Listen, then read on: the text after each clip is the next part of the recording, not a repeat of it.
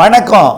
செல்வகுமாரின் 2024 டிசம்பர் 9 திங்கட்கிழமை அதிகாலை நிலவர முன்னெச்சரிக்கை ஆலோசனைகள் விவசாயிகளுக்கும் பொதுமக்களுக்கும். அதாவது டிசம்பர் 11ஆம் தேதியிலிருந்து 31ஆம் தேதி வரை அடுத்தடுத்த 4 நிகழ்வுகள் தமிழ்நாட்டில் நிறைய மழை பொழிவை கொடுக்க போகிற காரணத்தினாலே அடுத்தடுத்த நிகழ்வுகள் ஒரு நாள் அல்லது அரை நாள் அல்லது ஒன்றரை நாள் இடைவெளியில் அடுத்தடுத்த நிகழ்வுகள் மழை பொழிவை தர இருக்கிற காரணத்தினாலே எடுக்க வேண்டிய முன்னெச்சரிக்கை என்ன?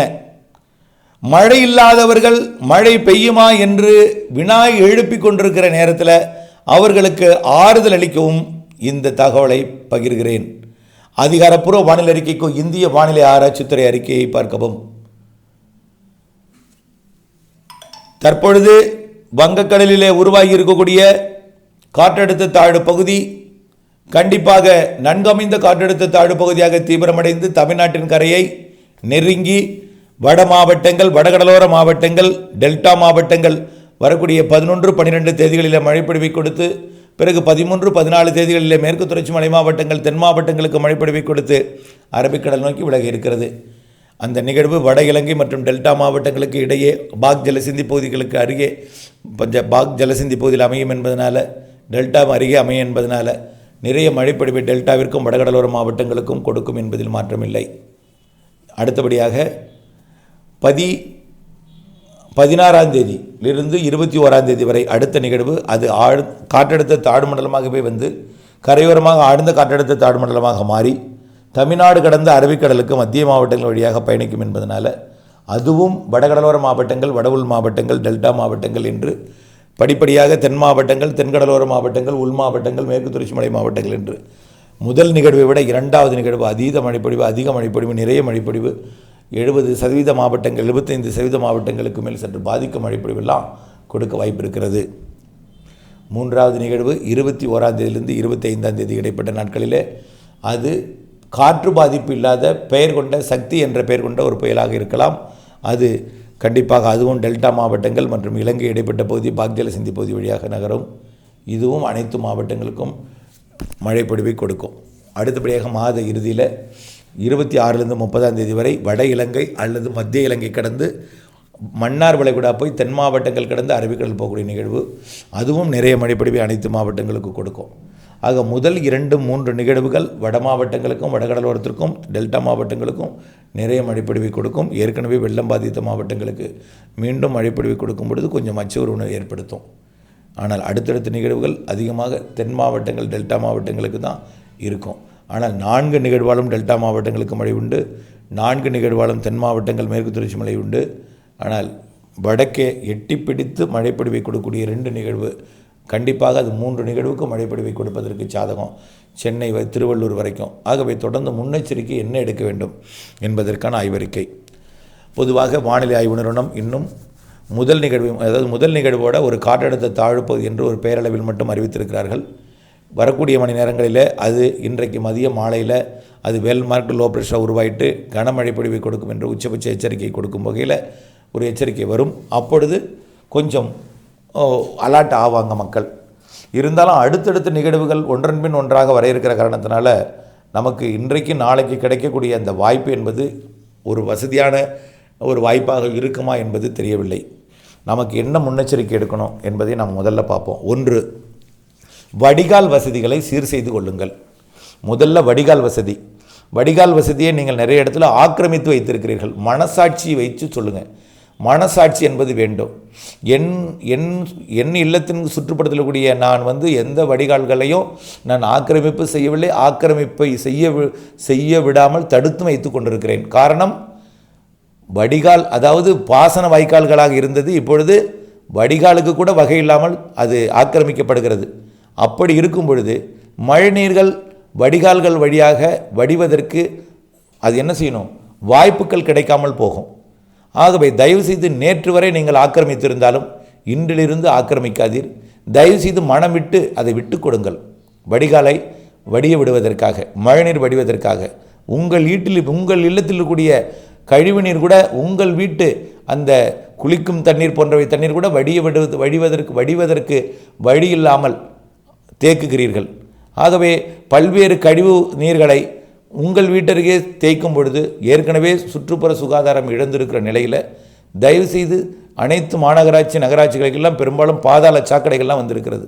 அந்த பாதாள சாக்கடைக்குள் நம்முடைய வடிகால் தண்ணீர் போய் சென்று விளம்பிற்கு வடிகால்களை விட்டு கொடுங்கள்.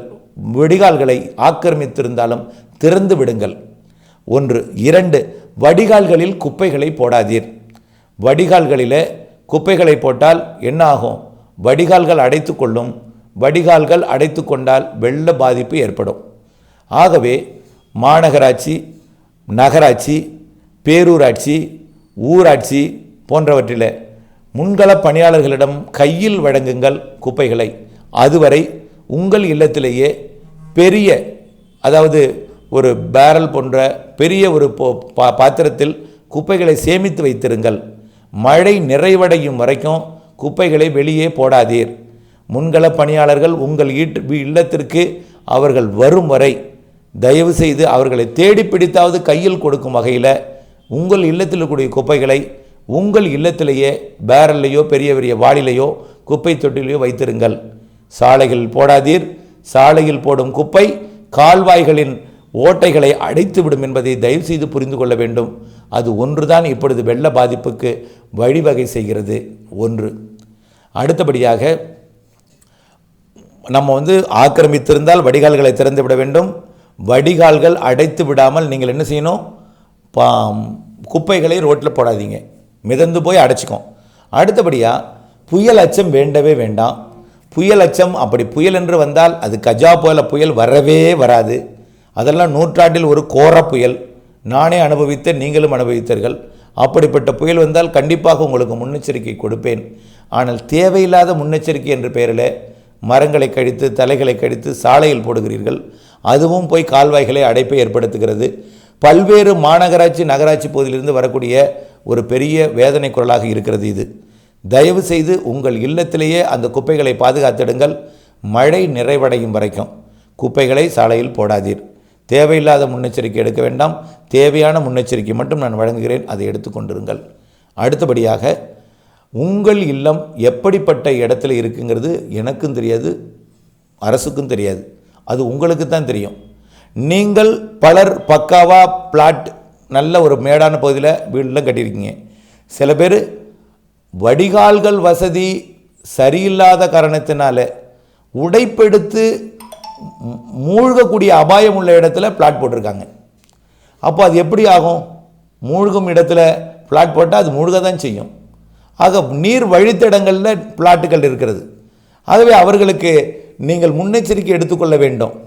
மழைநீர் அதிகமாக வரும்பொழுது ஆறுகளில் கண்டிப்பாக ஒரு எறும்பு ஓட்டை இருந்தால் போதும், ஒரு எலி வலை இருந்தால் போதும், அதிலிருந்து வரக்கூடிய சிறிய நீர் பெரிய உடைப்பை ஏற்படுத்திவிடும். அது தாழ்வான பகுதிகளுக்கு தான் தண்ணீர் போகும். எப்பொழுதுமே விழிப்புடன் இருக்க வேண்டும். தண்ணீர் வந்துவிட்டது, நாங்கள் உரை கொண்டிருந்த வேலையில் திடீரென்று வந்தது, எங்களால் எந்த பொருளையும் எடுக்க முடியவில்லை என்று பல்வேறு மாவட்ட மக்கள்லாம் அவர்கள் குரல்கள் இருந்தது நீங்கள் கேட்டீங்க. கடந்த முறை கடுமையாக எச்சரிக்கை கொடுத்தோம். நானே அது பீதியாகி விடக்கூடாது என்பதற்கு நீங்கள்லாம் ஏதாவது சொன்னால் உடனே சூப்பர் மார்க்கெட்டு போய் எல்லா பொருளையும் வாங்கிட்டு வந்துடுறீங்க. இந்த மாதிரி வேலையெல்லாம் செய்யாமல் தேவையான முன்னெச்சரிக்கை மட்டும் எடுத்து ஆகவே இருக்கணும். ஆகவே முதல்ல தாழ்வான பகுதிகள் இருந்தால் எப்பொழுதுமே நம்ம விழிப்புடன் இருக்கணும். ஒருவேளை மழை அதிகமாக பெய்தால், நம்ம அருகே நீர் சூழ்ந்தால் அடுத்த கட்ட நடவடிக்கை என்ன என்பதையாவது யோசித்து உட்கார்ந்துருக்கணும், யோசித்து இருக்க வேண்டும். அப்படித்தான் நான் சொல்கிறேன், புரியுதுங்களா? உடனடியாக இன்றைக்கே நீங்கள் களத்தில் இருங்கன்னு சொல்லலை. ஆனால் மழை வாய்ப்பு அடுத்தடுத்த நிகழ்வுகளால் நிறைய இருக்கிறது என்கின்ற வார்த்தையை மட்டும்தான் உங்களுக்கு சொல்லிகிட்டே இருக்கேன், புரியுதுங்களா? அடுத்தபடியாக எல்லா மாவட்டங்களுக்குமே, ஏற்கனவே வெள்ளம் பாதித்த மாவட்டங்களுக்கும் பாதிக்காத மாவட்டங்களுக்கும் 1 சென்டிமீட்டர் மழை பெய்யாதான்னு கேட்குறாங்க. நானே பல மாவட்டங்களில் கரைகள் உடைக்க, ஏரிகள் நிரம்ப கரைகள் உடைக்க வாய்ப்பு இருக்கிறதுன்னு சொல்லிகிட்டு இருக்கேன். மழை பெய்யுமான்னு கேட்கும் பொழுது வேதனை அளிக்கிறது வேண்டாம், அதோடு நிறுத்திக்கிங்க, பொறுமையாக இருங்க. மாத இறுதி வரைக்கும் நிறைய மழை இருக்குது. அடுத்தபடியாக வடிகால் வாய்க்காலுக்கு அடுத்தபடியாக குப்பைகளை போடுறது, அடுத்தபடியாக போடக்கூடாது. அடுத்தபடியாக தேவையான முன்னெச்சரிக்கை, தாழ்வான பகுதிகளை சிந்தித்து நீங்கள் முன்னெச்சரிக்கையுடன் இருக்கணும். அடுத்தபடியாக கால்நடைகள், ஆடு, மாடு, எருமை, பசு, மேலும் உங்களுடைய எல்லா செல்ல பிராணிகளும், நாய்க்குட்டிகள், ஒரு இந்த பூமியில் எந்த உயிரும் பிறப்பதற்கு முன் நாம் தடை செய்யலாம். ஆனால் பிறந்து விட்டால் அந்த உயிர் துடிக்கக்கூடாது. அந்த உயிர் இன்புற்று வாழ வேண்டும். ஒரு உயிருக்கு நாம் கொடுக்கக்கூடிய ஒரு மகிழ்ச்சி என்பது இந்த இறைவனுக்கு செய்யக்கூடிய செயல். ஒரு உயிர் துடித்தால் இறைவனுக்கு நாம், அதாவது நம்முடைய வருங்கால சந்ததியினருக்கு நாம் கொடுக்கக்கூடிய ஒரு பாவ செயலாக நீங்கள் எடுத்துக்கொள்ள வேண்டும்.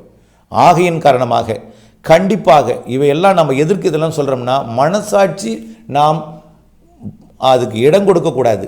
உயிர்கள் துடித்தால் அதற்கு நாம் காப்பாற்றுவதற்கு நாம் முன்னெச்சரிக்கையுடன் எடுக்கணும். இதற்கு நீங்கள் எதற்கு உயிர்களை துடிக்க விட வேண்டும்? கால்வாய்கள் கரையில் எதற்கு நாம் மாடுகளை கட்ட வேண்டும், ஆடுகளை கட்ட வேண்டும், கோழிகளை கட்ட வேண்டும்? ஆகவே முன்னெச்சரிக்கையுடன் இருக்க வேண்டும். தாழ்வான பகுதியில் கொண்டு போய் ஆடு மாடுகளை கட்ட வேண்டாம். இன்னும் செம்மறி ஆடுகள்லாம் பார்த்திங்கன்னா வயல்களில் கட்டி வச்சுருக்காங்க. இவங்கெல்லாம் சற்று மேடான இடம் அறிந்து அங்கெல்லாம் கட்டி அடைத்து வைத்து கொள்ள வேண்டும். எல்லாமே வாத்துகள், செம்மறி ஆடு மற்றும் உங்கள் வீட்டில் இருக்கக்கூடிய வளர்ப்பு பிராணிகள் எல்லாமே பாதுகாப்பான இடங்களை கட்டிடுங்க. தயவு செய்து சொல்கிறேன். ஏற்கனவே விழுப்புரம் மற்றும் கடலூர் மாவட்டத்தில் ஏற்பட்ட வெள்ளத்தில் பல எருமைகள் அடித்து செல்லப்பட்டு கடலிலே பரிதாபமாக நீந்தி கொண்டிருக்கிறது. யாரும் நமக்கு உயிர் கொடுக்க நம் உயிரை காப்பாற்ற மாட்டார்களா? நம்மை அதாவது அது அந்த இறுதி மூச்சு வரை விட முடியாமல், இறுதி மூச்சை விட்டு விடாமல் அந்த கடல் அலையிலும் தலையை தூக்கி கொண்டு மூக்கிலே நீர் நுழைந்து விடாமல் அதை வானத்தை பார்த்து கொண்டு மிதந்து கொண்டிருப்பதை பார்க்கும் பொழுது வேதனை அளிக்கிறது. இப்படிப்பட்ட ஒரு நிகழ்வு மீண்டும் ஏற்படாத வண்ணம் தயவு செய்து தாழ்வான பகுதிகளிலே ஆடு மாடுகளை கட்டாதீர், மேடான பகுதிகளில் கட்டுங்க.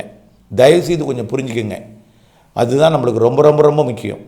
ஆகவே கண்டிப்பாக அடுத்தடுத்த நிகழ்வுகள் டெல்டா மாவட்டங்கள், வடகடலோர மாவட்டங்கள் என்று மழைப்பொழிவை தொடக்கி அனைத்து மாவட்டங்களுக்கும் மழைப்பொழிவை கொடுக்கும். முதல் நிகழ்வை விட இரண்டாவது நிகழ்வு தீவிரமாக இருக்கும், இரண்டாவது நிகழ்வை விட மூன்றாவது நிகழ்வு தீவிரமாக இருக்கும் என்பதனால நிறைய மழைப்பொழிவை கொடுக்கும் நிகழ்வு என்பதையும் மனதில் கொண்டு முன்னெச்சரிக்கையுடன் இருக்கணும்.